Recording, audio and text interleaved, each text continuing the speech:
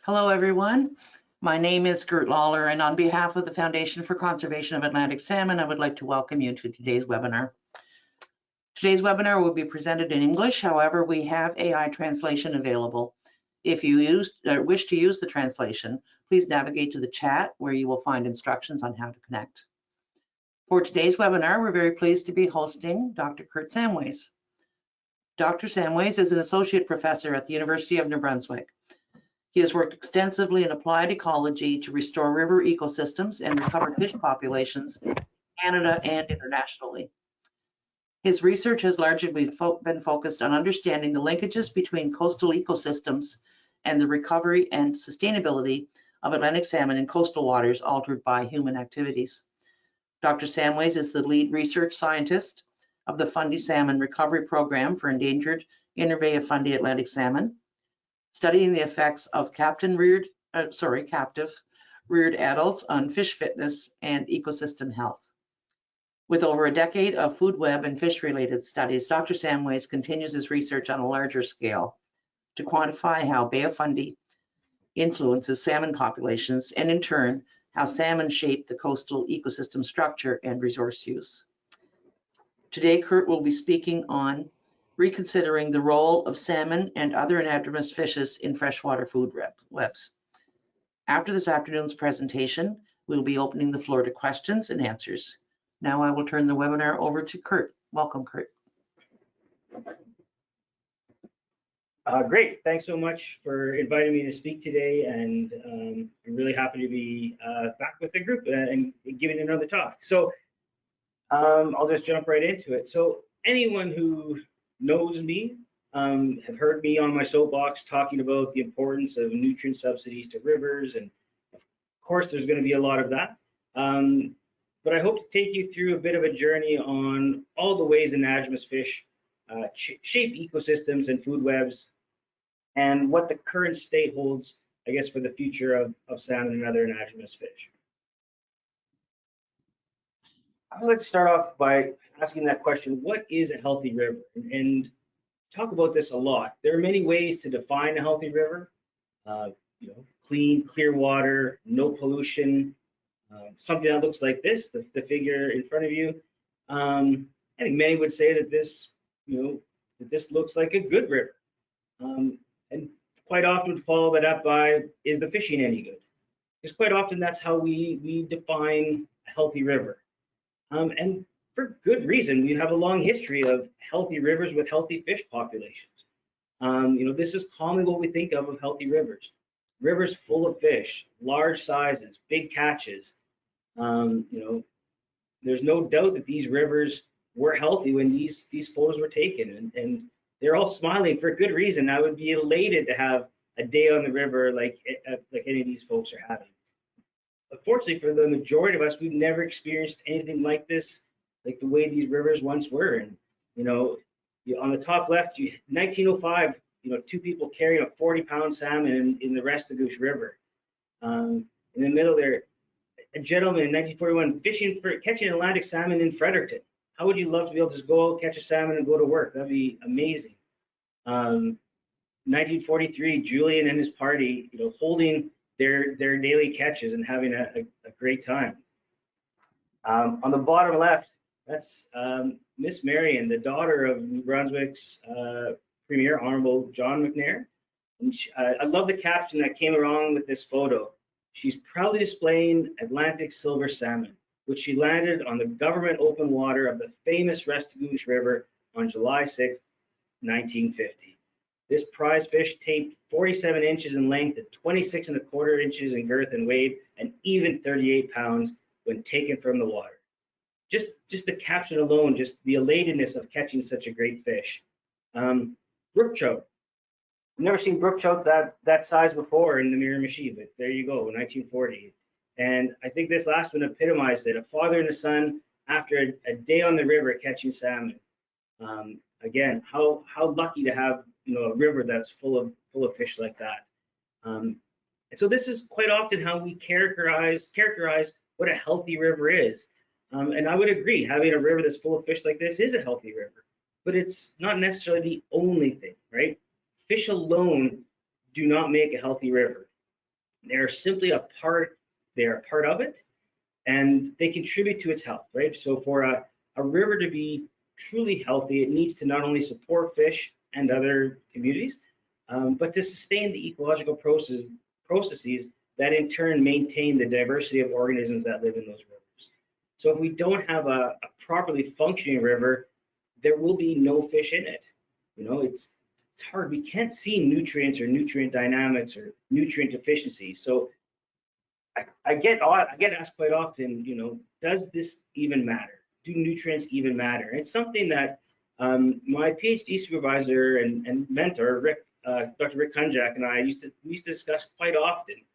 And I think the answer is, well, why haven't brook trout taken over in the absence of salmon? If nutrients don't matter, then why haven't brook trout taken over? They occupy similar niches in the river, right? They feed on similar resources. So as the salmon have declined, in theory, there should be more food availability and their population should grow. But that we don't see that. So is it because of a decrease in productivity?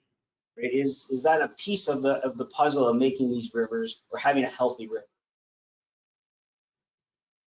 And so I think when we're talking about fish, anadromous fish, river health, mixed into this is the idea of critical habitat. And critical habitat is it is the habitat that is necessary for the survival of a species. And so food webs and food resources, they play a critical role in the survival of these organisms and these fish, right? So therefore, ecosystem function is a component of critical habitat. So when we're trying to assess this critical habitat and understand, you know, if we're thinking about recovery of species, for example, you know, we need to understand what those physical habitat requirements are, you know, based on that species ecology and life history. We also need to understand, is that habitat functioning at a level such that it supports the survival of the species, right? So habitat restoration needs to include an ecological component, and it can't focus only on the physical. So, you know, with anadromous fish, there's nutrient cycling through spawning and carcass decomposition, and therefore anadromous fish, they can significantly alter and enrich ecosystems. They impact habitat structure, and they enhance food webs. And so this is really a general outline of what I'll be discussing for the rest of the talk. When we hear marine-derived nutrients, I think many of us are familiar with the marine nutrient story on the Pacific Northwest. You know, 5 different species of salmon returning from the ocean where they've fed on these marine resources to grow big to maturity. They return to the natal stream to spawn, and subsequently, after spawning, they subsequently die. And so their carcasses really fertilize the rivers and the terrestrial ecosystems, increasing productivity and ensuring the success of subsequent salmon generations. And so because of this story and the large numbers of the population, there's been a lot of studies on the West Coast looking at how these marine-derived nutrients or how these salmon-derived nutrients, if you will, drive freshwater ecosystems. How do they increase productivity of the algae, those primary producers, the bugs, the macroinvertebrates, or juvenile fish? They've been able to demonstrate how terrestrial animals benefit not only from feeding on them, but dragging carcasses into the neighboring forest, and now the trees and the other plants in the terrestrial ecosystem are benefiting from these nutrients that may otherwise be inaccessible. And it makes sense, right? If you have millions of fish that are still returning to rivers, even though their populations are down, they still have millions of fish returning to rivers, and after they spawn, they die. It's like dumping truckloads of nutrients onto the landscape all at once. And so it makes sense that these nutrients would be so important. However, our story of anadromous fish on the East Coast is very different, right? We have many different anadromous fish species, and they have very different life histories, right? So Spawning is occurring anywhere between February and December, so almost the entire year. They are iteroparous, meaning they can spawn over multiple years. They can spawn multiple times, unlike Pacific salmon, which are called semoparous. So they are obligate diers, if you will, after spawning. Sea lamprey are semoparous, so they are the only obligate semoparous species that we have, anadromous fish species that we have. But also our population, so we have different species, different life histories, and our population numbers are nothing near what they are on the West Coast, and certainly not near anything they were historically. And so with these differences, the question is, are anadromous fish important on the East Coast? Short answer is yes.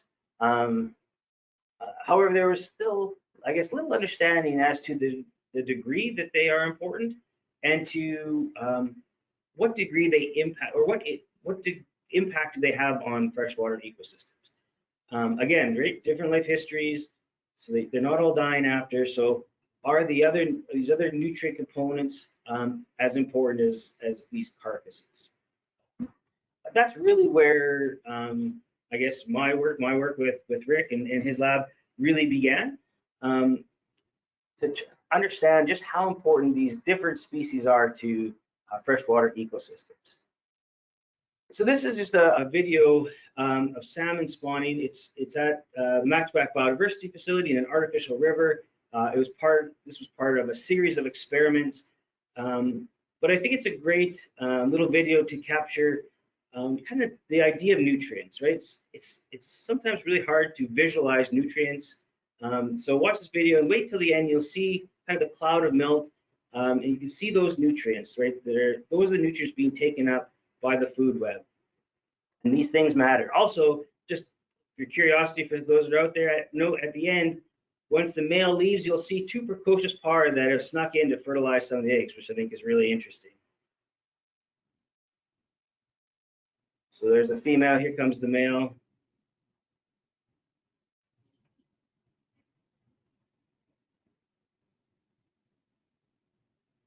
Should have put this to some sort of music for everyone to enjoy.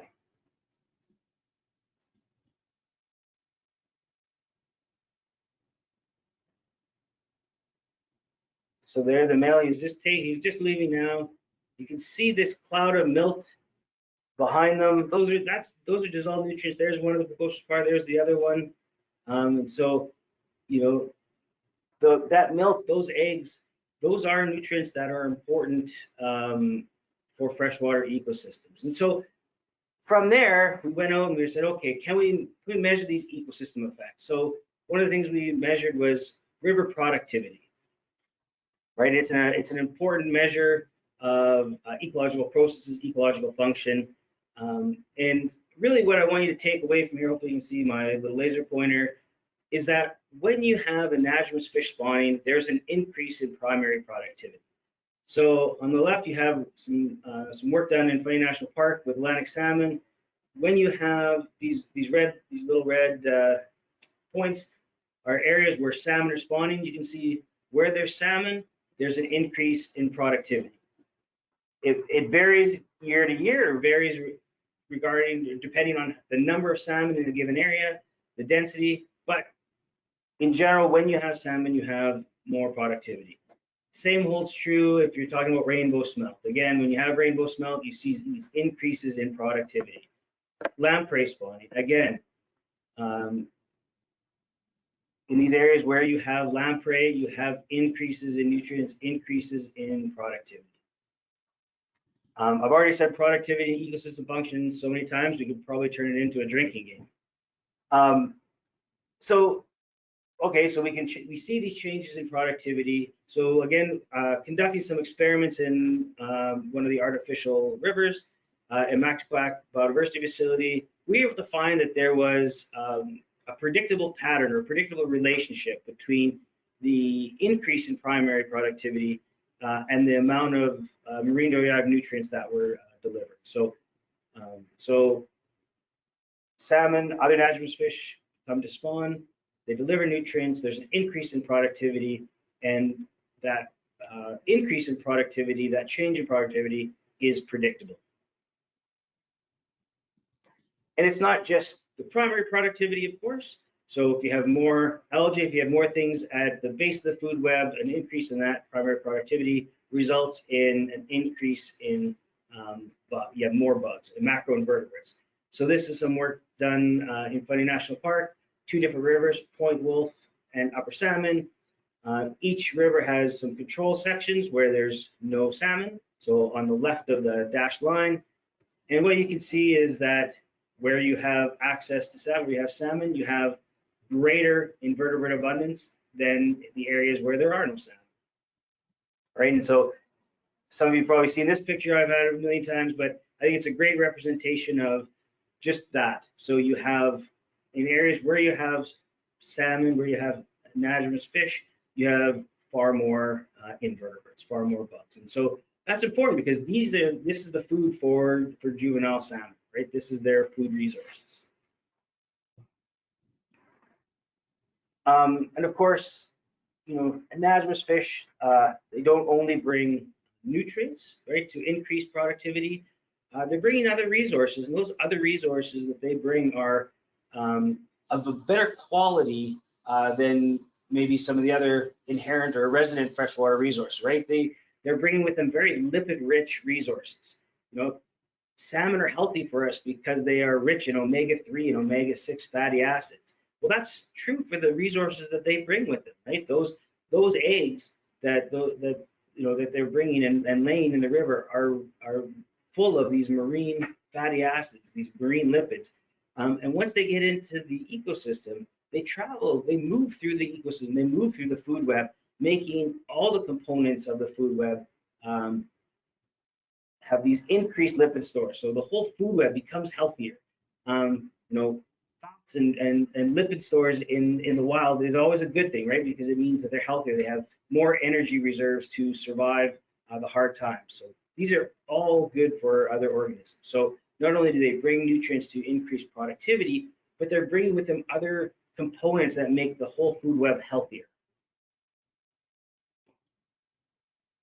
And we can also see that those nutrients that they're bringing in are important to juvenile salmon. So whether you have on the left here, looking at smelt spawn, smelt, alewife, lamprey, Atlantic salmon, it really doesn't matter what that species is, they're bringing nutrients, and those nutrients are getting into the juvenile salmon.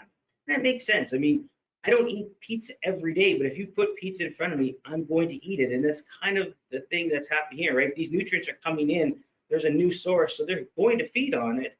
It just so happens that these resources are very beneficial to juvenile salmon and other fishes that are there.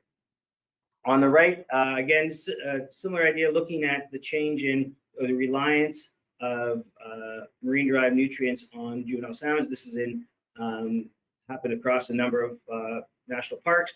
But on the bottom, if you look at the Upper Salmon River here, you can see again, you know, 25 to 30, almost 40% of their diet is from these marine-derived nutrients. And so, you know, these components are making it all the way up to these juvenile fish, juvenile salmon, and other resident fishes. And that's really important because what we find is when these resources are available and they're getting into the food web, it results in bigger, healthier fish. And so there's a study that we did looking at this in mesocosm, showing that the length and weight of 2+, but even the length of 1+ par increased with nutrients. Another study showed the same thing, showing that mass increased in relation to nutrient addition. So again, think about it, you have more nutrients at the bottom of the food web, more stuff growing, more bugs means more food for fish, not only more food, but better quality. And so that gets into the juvenile salmon and other fishes, and they grow bigger, stronger, and healthier, and should be able to have a better chance at survival. It doesn't guarantee it, but it gives them a better chance at survival. And so, you know, we can look at these components individually. and they're all part of the food web. We're not looking at how the food web interacts. And so we can measure ecosystem function. We can understand how anadromous fish change the functioning of an ecosystem. We can do this by using stable isotopes. So we can start to pull all the things that we already looked at together to understand how ecosystems function with and without anadromous fish. So we can look at things like that biofilm, that algae, aquatic plants, leaf litter that's falling into the river. Look at the different invertebrates that are the food resources for fish. Look at those resident fishes, and then put it into context with a resource, an anadromous fish like salmon, for example. And so when we put it all together, it allows us to see what and how big of an influence these anadromous fish have on ecosystem function. And so there's a lot here, and I just want to kind of boil it down to its simplest form. So on the left, we're looking at, again, the effects of either rainbow smelt, alewife, lamprey, or salmon, what kind of effects those nutrients have on ecosystem function. And these red shapes are really the areas where there are those fish spawning relative to other areas or other times when there's no fish. And in general, you see this shift in the food web, this change generally towards that marine resource. The shape, the magnitude of the change of the ecosystem, how it functions differently with and without salmon, is kind of represented by the shape of those red polygons. But I just want to take away that when you have salmon or have these anadromous fish, you have a shift in the ecosystem versus when you don't have them, there really isn't one. And on the right, tracking these same things in Fundy National Park in Upper Salmon. And again, 2015 was kind of the first year of the big additions. We kind of see a shift. It's not significant, so I just put a dashed line because there's some hints of changes. But then after that, every year that we measure it, we're seeing this positive shift in the food web. And so we can not only see the shift, we can quantify it and put a number to it and say that this, in fact, is having a positive or negative impact on ecosystem function.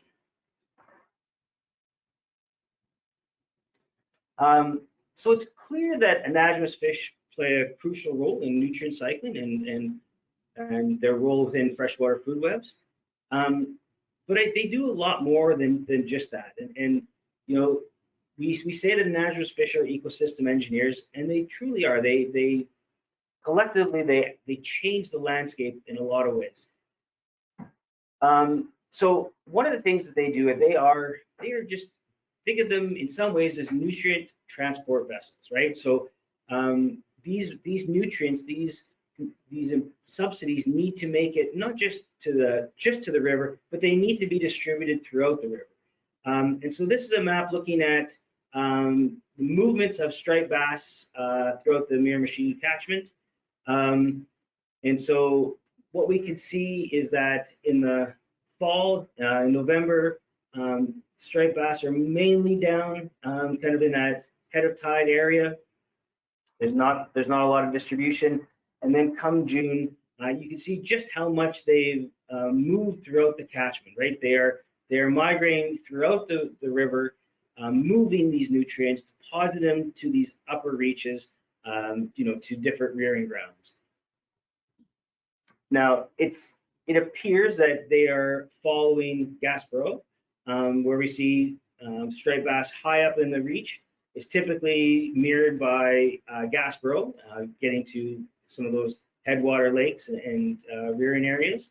And so now you have two species delivering nutrients to these upper reaches, right? They're getting to these important rearing grounds.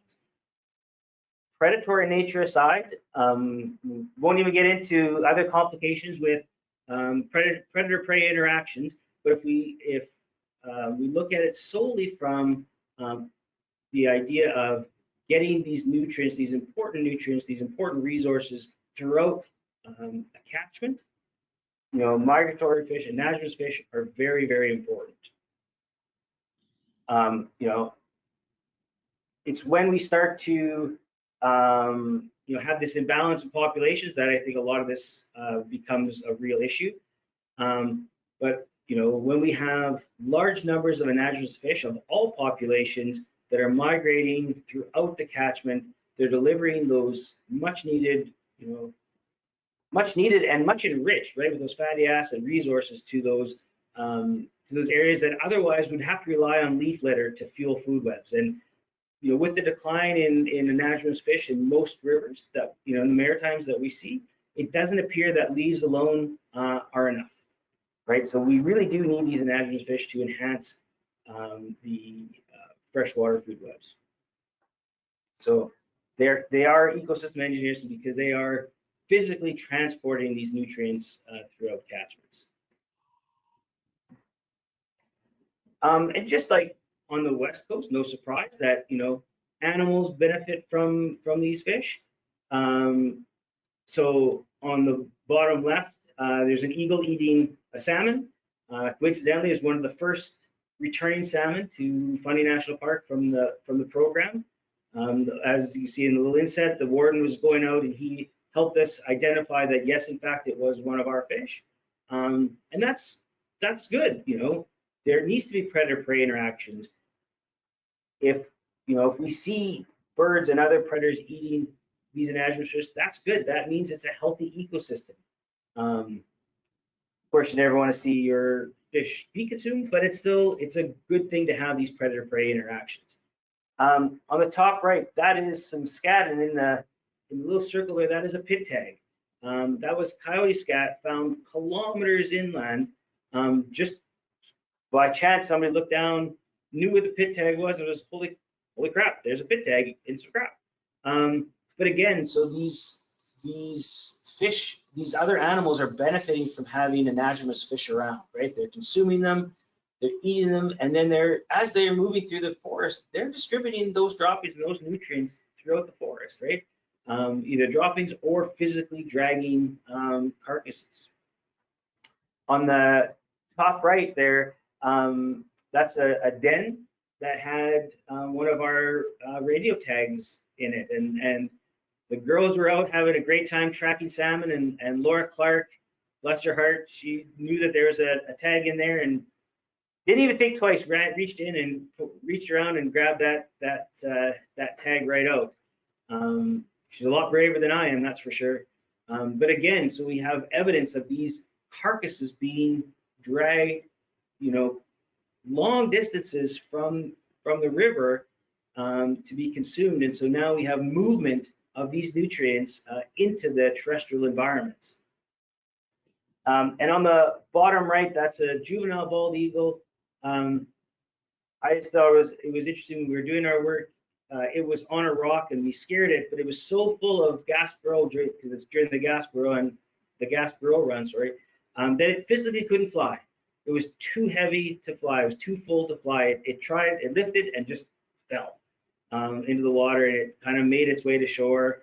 But again, so now these birds are picking these these fish, they're eating them, they're distributing those nutrients, and in this area we see alewife and blueback herring carcasses kind of strewn throughout the forest as you're walking in. So again, these nutrients are not just benefiting the river ecosystem, but they're benefiting the terrestrial environments as well. And so here's some work that was done on the West Coast, just looking at that. So we can see these salmon carcasses on the top right. We can see the increase in productivity in the river on the top right.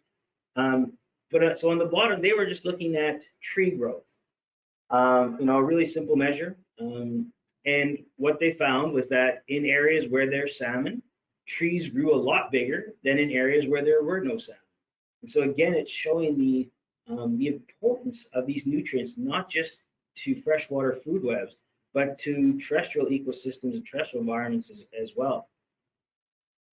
And so no one's really looked at that here on the East Coast. And so we have a master student, Hannah Haynes McDonald, and she's looking at this phenomenon in New Brunswick. So she's looking at a number of different rivers as well as a number of different tree species to understand if we see a similar phenomenon with these marine nutrients in the trees and having an effect on growth and productivity. So stay tuned for those results, but I had to put that plug in because this is something that is new to the East Coast and with respect to anadromous fish and these marine nutrients. And it's not just, you know, large animals, large mammals, birds, bears, etc. But invertebrates, in this case, dragonflies, also move these marine nutrients to terrestrial landscapes. So this was some work done in Fundy National Park. And so you have, where's my little pointer? So you have the larvae, which are the live forms of the dragonflies, and the exuviae are what we see here attached to this plant, where they crawl out and then they break through from that, their exuviae, and they emerge as a full dragonfly. And so in these two spots, black hole and pump host, we see that the blue, the larvae, are enriched, so they have a smaller number, if you will, right? Less negative is a more positive number than more negative. So the less negative, the more enriched in these marine resources they are relative to the exuviae, which don't have that same signature. So in black hole and pump host, the larvae, the living organisms, are more enriched in nutrients than their shell, if you will, whereas Broad River, which is above where salmon can get to, there's really no difference. So what that's telling us is that those living invertebrates have these marine resources, and when they emerge, they're taking them with them because they're not left in that shell, in that exuviae. So these invertebrates, these dragonflies, are taking those marine nutrients and distributing them now throughout, you know, across boundaries into these terrestrial ecosystems, into these terrestrial landscapes. And of course, this is very controversial to some, but if you want, I would say if you want more salmon, you need more lamprey. Because lamprey, they're, you know, like other anadromous fish, considered keystone species. You know, their presence and activity have a disproportionately large impact on the structure and function of their ecosystem, right? They shape the landscape through their spawning activities. Here's a lamprey right here. It's actually attached to a boulder, and it was moving this boulder, moving rocks. They expose gravel to construct their own redds, but in doing so, they also create favorable spawning habitat for salmon. And so think of that spring freshet that's moving all those big rocks and boulders around, getting into those spawning areas. The lamprey will physically go in and move those out again and create suitable habitat for not only themselves, but subsequently salmon. And they're creating these favorable egg rearing conditions, right? So they can increase these interstitial spaces to facilitate oxygen flow. So they play a really critical physical role. But some work by Dr. Brian Hayden and others in 2019, they actually showed that lamprey fill a really specialized niche within the food web. So they feed almost exclusively on detritus. So it's a really low quality food that most other species are just not able to use. And yet they are able to, you know, obtain sufficient resources from that low quality food, you know, to fuel their growth, to meet their metamorphosis needs.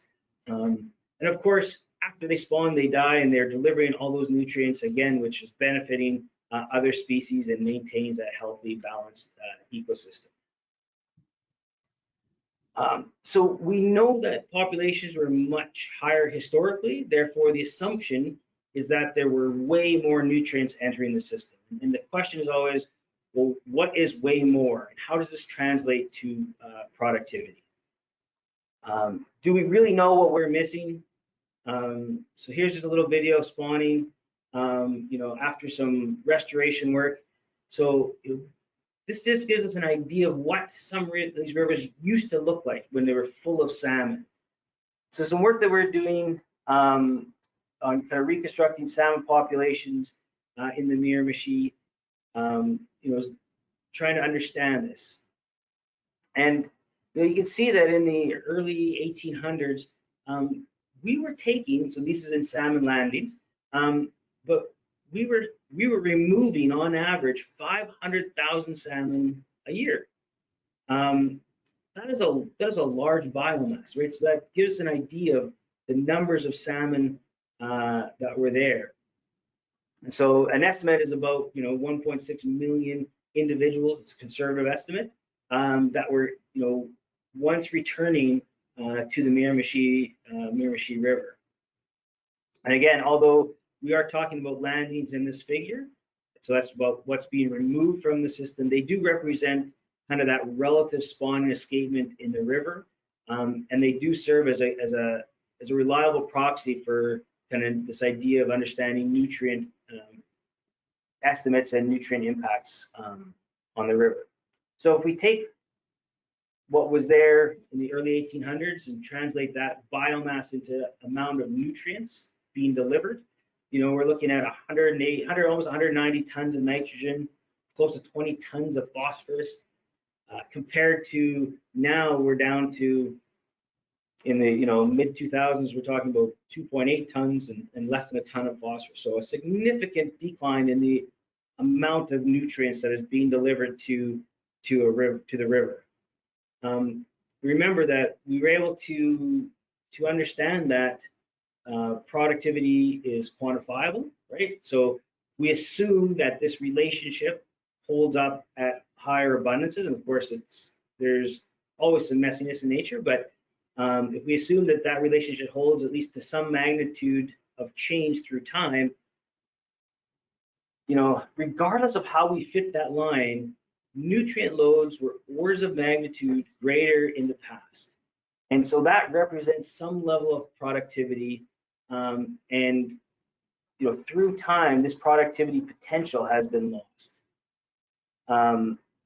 And this story of population decline and this loss in productivity isn't unique to the Miramichi. It's unfortunately, it's rather common among most Atlantic rivers.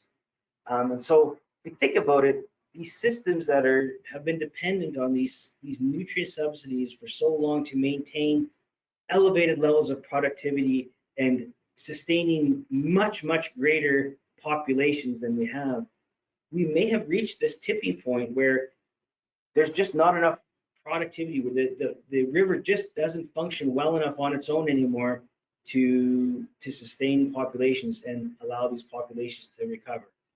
Don't know that, but it's pointing in that direction.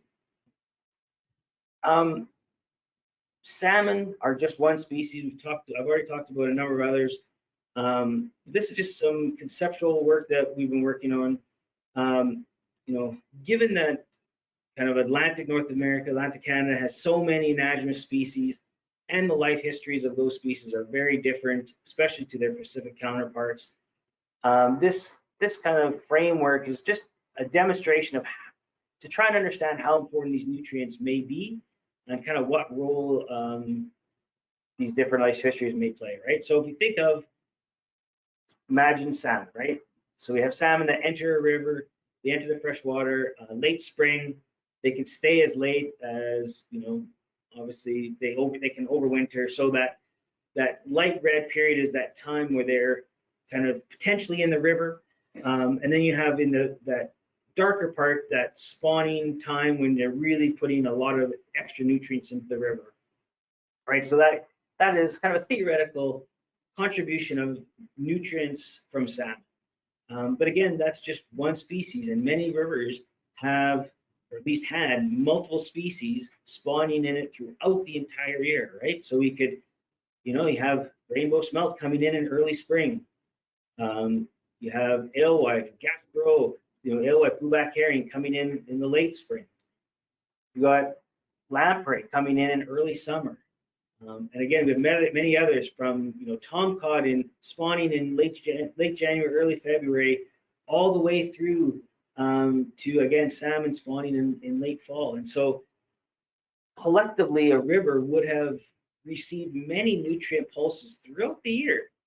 Each of these species has a different life history, a different spawning strategy, and may result in different either total loads of nutrients and or different forms of nutrients, right? So more may be delivering nutrients in the form of eggs. Some, in the case of lamprey, more nutrients in the form of carcasses. So we have these different nutrient pulses throughout the year. And then we think about it, all right, well, we already saw in the Miramichi kind of what theoretically we've lost for productivity from salmon, right? So we know historically populations were a lot bigger. And I think it's safe to say that with larger spawning populations, we have these larger amounts of nutrients.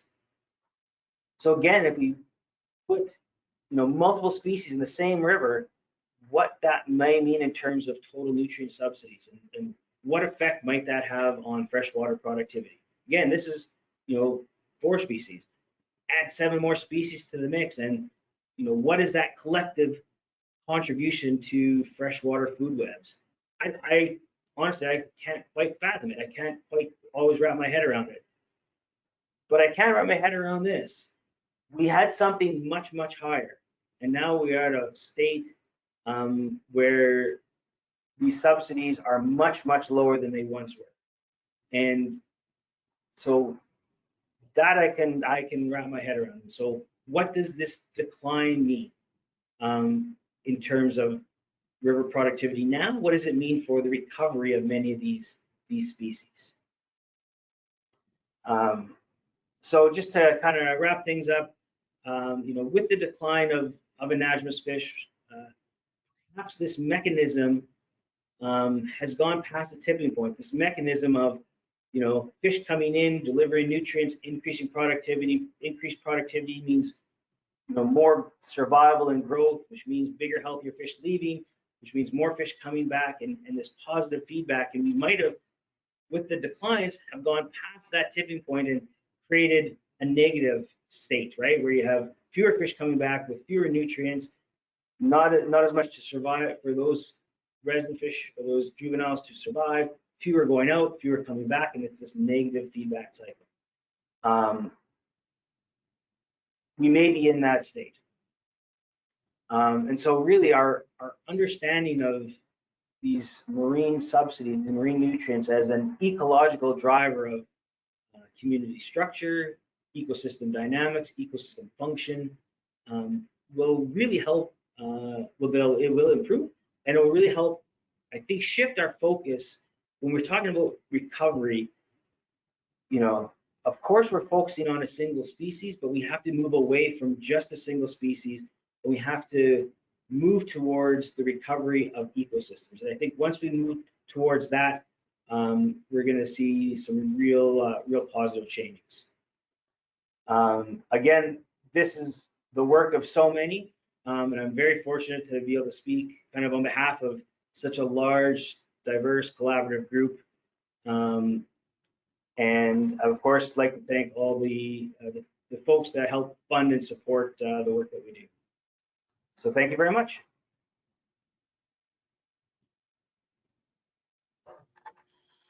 Thank you so much, Kurt. That was an excellent presentation. We will now open the floor for questions.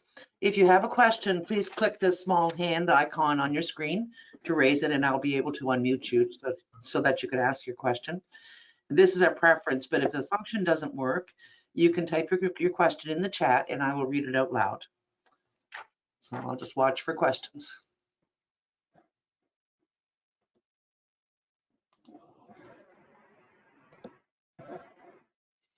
Okay, we have a question here from Andy Smith. Andy, I'm just going to unmute you.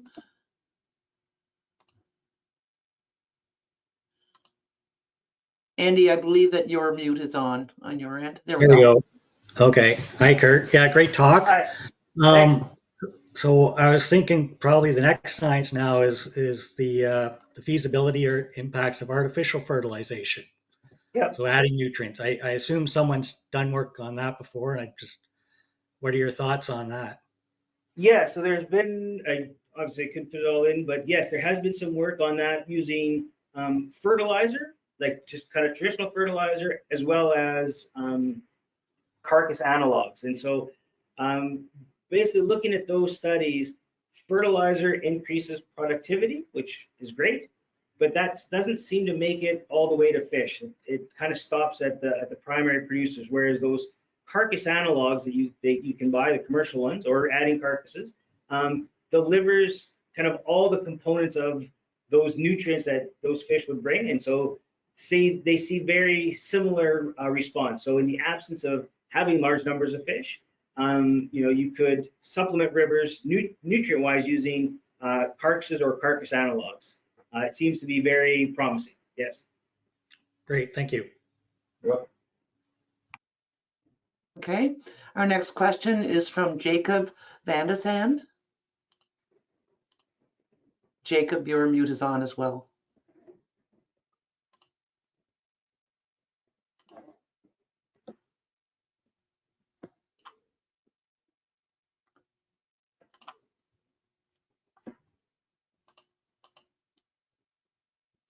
Jacob, if you can hear me, you're okay. Is that working? Yes, Yeah, it's there you go. Yeah, I have a very similar question. So I remember when Margaret Guyette did her work in Maine with the salmon analogs, and I have to say, having been to a lot of salmon meetings, her results were really striking and very clean. Yet there hasn't been a single project since to sort of try and replicate or look at that at scale.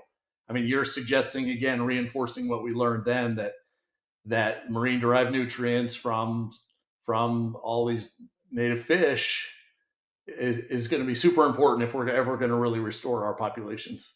So I'm wondering if you've considered that in New Brunswick or other places. I want to see it done at scale in places where the water's cold enough to support it, but we haven't gotten very far. It's challenging from a discharge, from a pollution perspective, getting permits and so on. But I'm wondering what your thoughts are on how we scale this.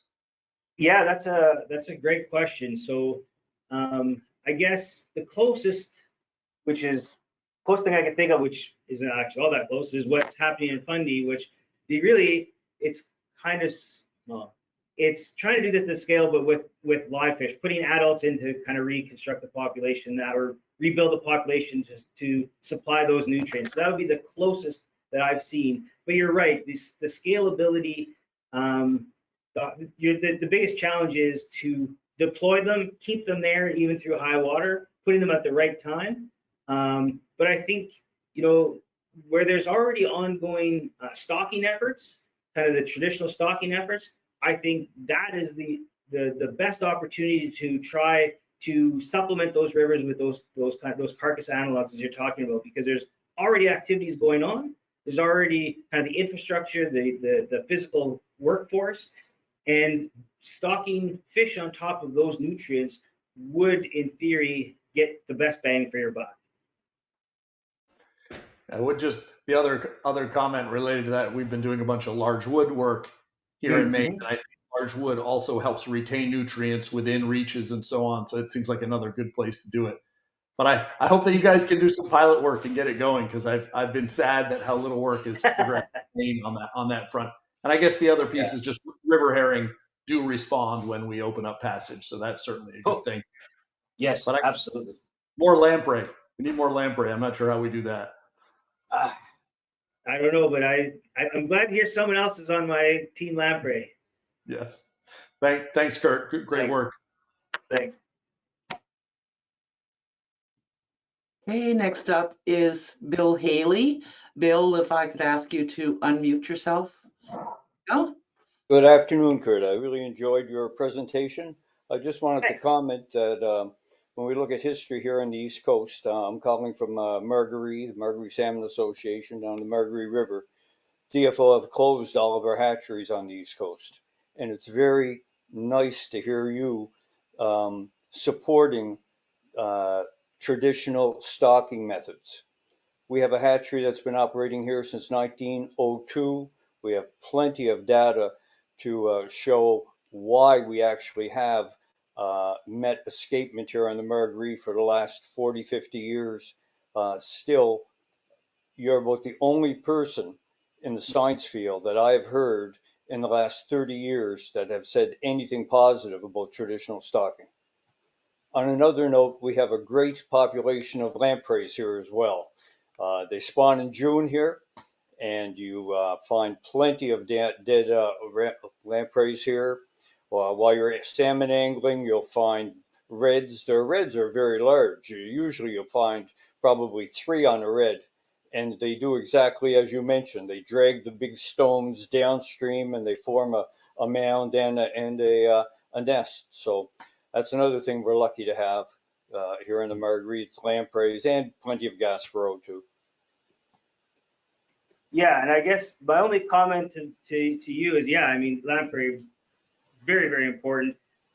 I wouldn't call myself a pro or anti stalker. I would say I try to fit right in the middle. I think there's good ways and bad ways of doing things, and so I think, you know, we can always improve methodology. We can learn and improve methodology as we go, and so, you know, adding carcass analogs to traditional stalking or stalking programs would make those programs better. So yes, I think we can always improve methodologies wherever, you know, whatever we're doing. So yeah. Yeah, don't misunderstand me. I'm not saying that you're going to be on the news tonight, on the national news, you know, promoting stalking, but you do see something that is positive. You know, you're putting nutrients back into the watershed. So. Yeah.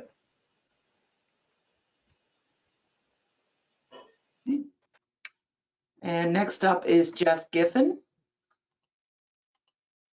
Jeff, if you would please unmute.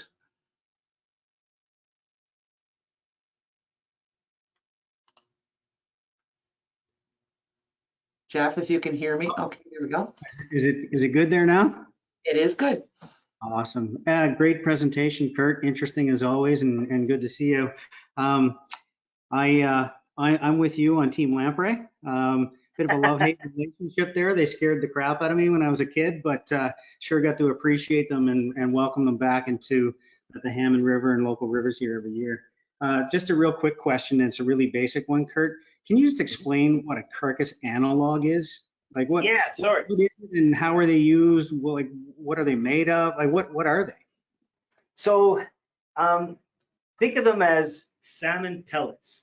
So they're carcasses. They're typically made from Pacific salmon, because so they go in after the salmon have spawned, before the carcasses start to decompose. They scoop them all up, all those dead fish, and they'll process them and kind of clean them and sterilize them so they don't carry pathogens. But they'll press those into like a pellet, and so there's basically, they have the same constituents as a carcass, as a salmon carcass, without having a big salmon carcass there. And so they're like these, you put out like a mesh bag full of these pellets, and they slowly break down and slowly release nutrients. So it's essentially a compressed piece of salmon. Interesting. So it's a manufactured thing. Yep. And okay. And you said in comparison with like straight fertilizers, which is really just NPK type stuff. Yeah. You find that there's a better outcome in regards to the development and feeding of microorganisms that go into the web. Like it sounds like fertilizers themselves don't sort of go that far.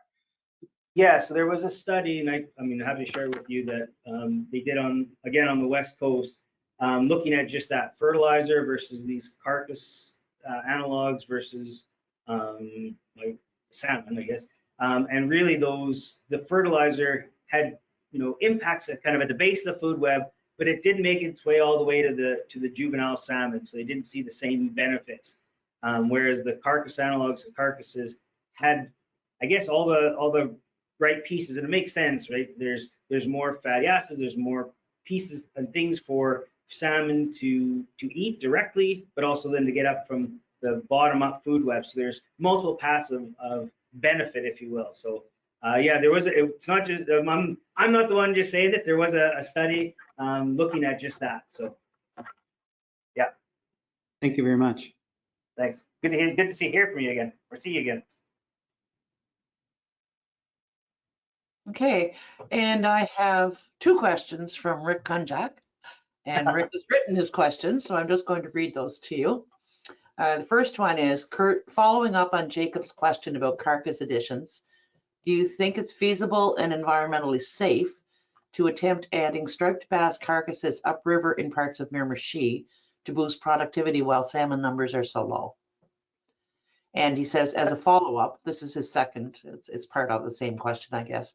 As a follow-up, I'm considering using the carcasses of stripers once they have been processed by the current commercial fishery in the Miramichi. as far as I know, nothing is being done with these carcasses following their filleting. I think it's a great idea. I think the only risk is the risk, once you're taking these carcasses out, they're starting to decompose. If they've already got some sort of either fungal infections, because they do get fungus on them quite quickly, and or if you're taking them to a processing plant and you're cutting them up, then you have kind of the blood and the guts kind of mixing in. I would say there's a bit of a risk of contamination or potential disease transport, but I think that can be solved relatively easily by treating those carcasses. So, some sort of disinfectant or even a simple autoclave would remove those pathogens, and you still have everything left of the carcass, and those could be distributed. And yeah, I think that's a great way to use carcasses, the remnants of the striped bass commercial fishery, to supplement reaches in the upper reaches of the Miramichi. So that'd be my only concern, would be somehow to treat them just to remove the potential pathogen transport. Okay. Well, thank you, Kurt. I don't see any other questions coming in, and we're getting close to the hour now. So if you have more questions later, please feel free to reach out to Kurt directly using the email on his presentation, or contact us at the foundation and we'll pass it along to him. We've recorded the session and it will be available on our YouTube page. I would like to remind everyone that our next webinar will be held on April 9th with Michael Fabiano, graduate researcher at Dalhousie University. And the title of the webinar will be Human Dimensions of Hatchery Study. So a big thank you again to Kurt and to everyone who participated. We will hopefully see you at the next webinar. Thanks so much. Take care.